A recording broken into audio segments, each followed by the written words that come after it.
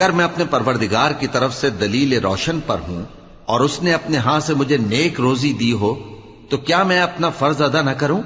اور میں نہیں چاہتا کہ جس بات سے میں تمہیں منع کروں خود اس کو کرنے لگوں۔ میں تو جہاں تک مجھ سے ہو سکے تمہارے معاملات کی اصلاح چاہتا ہوں، اور اس بارے میں مجھے توفیق کا ملنا اللہ ہی کے فضل سے ہے۔ میں اسی پر بھروسہ رکھتا ہوں اور اسی کی طرف رجوع کرتا ہوں۔